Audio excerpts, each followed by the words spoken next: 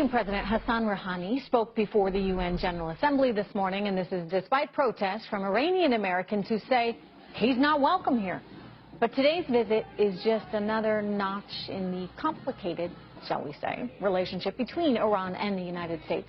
Back in January, the Obama administration sent the Iranian government $400 million in cash in exchange for 3 American captives. The prisoner swap was kept secret from the public until the Wall Street Journal broke that story in early August. Now one of the prisoners is looking to speak out about how it all went down, including how the U.S. government made him buy his own plane ticket home after being released. Congress won't listen to him, so we have brought him here to share his story. Pastor Sa'id Abdini joins me now. Pastor, welcome. Good to see you. Hello, thank you for having me in your program. President of Iran is speaking here in New York today. What do you think of that, knowing that Iran held you hostage? Actually, I can't hear you well. I'll say it again. You've got the President of Iran speaking in New York today. What is your view on that, given that Iran is the country that held you hostage?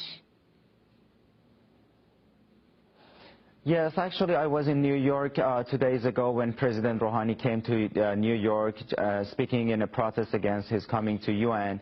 And, you know, about that breaking all the human rights and violation in Iran after removing sanction. You know, human rights situation got worse and worse. Execution in Iran was like more than 1,000. Still there is a list of 1,000 people that are going to be executed.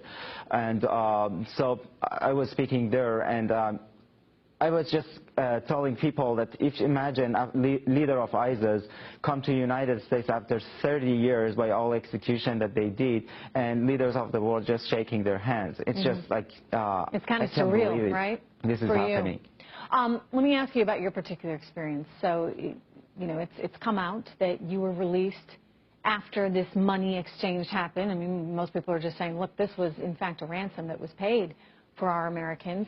But then that was that, right? They kind of left you on your own to try and figure out your own way back home. What happened? You know, we fly from Iran to Germany, and we were in a hospital in Germany for a few days before we come to the United States. And so it was, we were there, and in Germany, actually, they told us you need to buy your own ticket to come to the United States. And I was shocked, actually. And they said, how come? They said, that was our job, to bring you just out of Iran, not bring you inside the country in the United States. And I talked to other Americans in hospital. We were all shocked because I thought that I came out, I had just like prison clothes, nothing to do, and then they just told us you need to buy your own ticket. I mean, what was your condition? What was your health condition at the time, because you had been held by Iran? You know, I had a stomach bleeding for months in prison because they beat me very bad there, you know, and some physical attack from the guards, and they kind of like make a team against me in prison from other prisoners, actually. So they tortured me psychologically and physically a lot.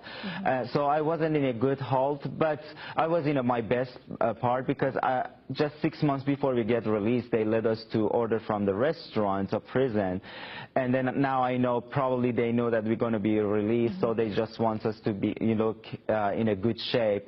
But, you know, the whole last 3-5 years that I was there, it was just torturing. It was so hard. So, Pastor, you get to Germany. They're like, okay, good luck. You're on your own. Did you have any money to buy a ticket back to the United States?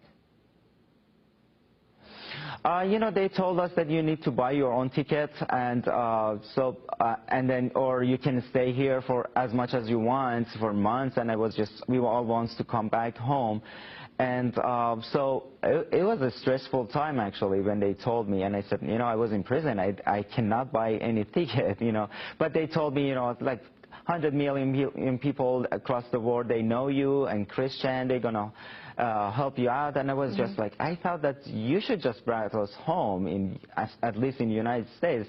In Boise, Idaho, that was my home, but they said there is no budget for that. All right. Well, Pastor عابدینی, we wish you well, and it's good that you are home. Thank you so much.